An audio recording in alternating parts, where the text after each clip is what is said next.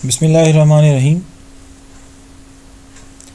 जी students, discrete mathematics की आज की इस क्लास के अंदर हम देखेंगे हैमिल्टन पाथ जो है वो क्या है और हैमिल्टन सर्किट जो है वो क्या है, या हैमिल्टन ग्राफ जो है वो क्या है।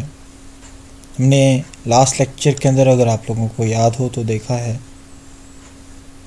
कि यूलर ग्राफ, यूलर पाथ और यूलर सर्किट्स जो हैं, बेसिकली अगर आपको याद हो तो हमने देखा था कि जो आपके पास ऐसा पाथ किसी भी ग्राफ के अंदर जो हर एज में से एग्जैक्टली एक ही दफ़ा जो है वो पास होता है, उस पाथ को यूलर पाथ कहा जाता है।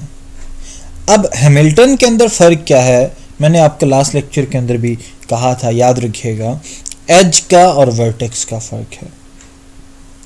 अब जिस तरह यूलर ग्राफ के अंदर एक सिंपल ग्राफ, यूलर ग्राफ तब होगा जब हर एज जो है वो एग्जैक्टली एक ही दफ़ा जो है वो ट्रेवर्स होगा,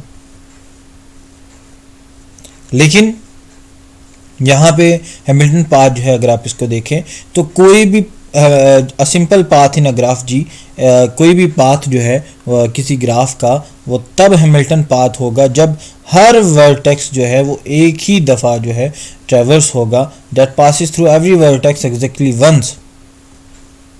तो हर वर्टेक्स अगर एक ही दफ़ा ट्रेवर्स होगा उसे हैमिल्टन पाथ कहा जाएगा। और सिंपल कि कोई ऐसा सर्किट ग्राफ का जो पास होगा एक ही वर्टेक्स से, मैक्सिमम जो है वो एक ही दफ़ा जो है वो उसमें से पास हो सकेगा, तो उस तरह के सर्किट को हैमिल्टन सर्किट कहा जाएगा।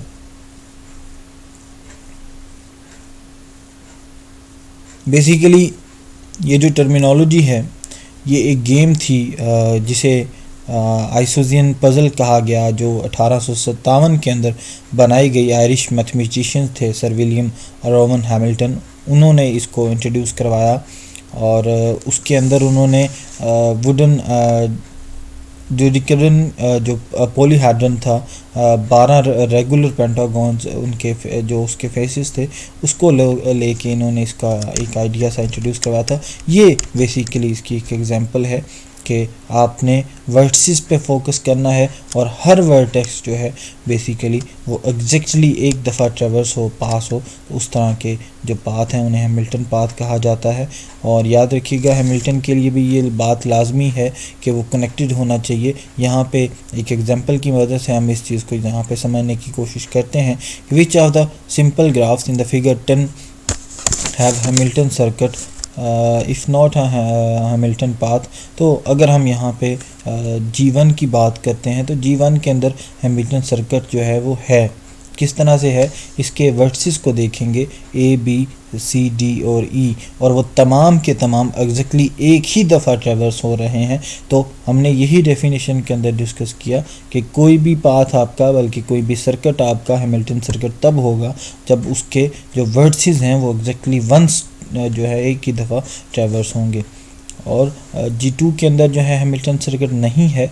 और इसी तरह अगर हम G3 की बात करते हैं तो G3 बेसिकली उसके अंदर भी हैमिल्टन सर्किट नहीं है, ना ही हैमिल्टन पाथ है, क्योंकि वो तो कनेक्टेड ही नहीं है।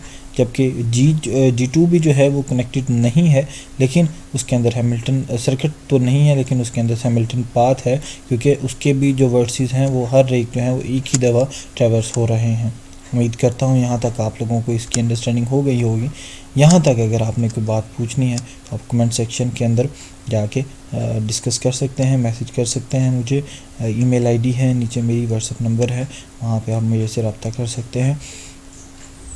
फिगर 11 जो है, G और H जो हैं, 2 graphs do not have a Hamilton circuit, ये बेसिकली आपके पास, क्योंकि ये कनेक्टेड ही नहीं है, C to E जो है हमारे पास पाथ नहीं है। इसी तरह जो A to D है या B to E है, यहाँ पे भी हमारे पास जो है वो पाथ नहीं है, तो ये भी हमारे कनेक्टेड ग्राफ नहीं होंगे। अब नेक्स्ट अगर हम बात करें, हमारे पास जो इसकी जो अगली हमारी जो क्लास होगी, इंशाल्लाह हम प्लानर ग्राफ पे उसे रखेंगे और हम अगली क्लास के अंदर देखेंगे कि प्लानर ग्राफ जो हैं वो कौन से होते हैं।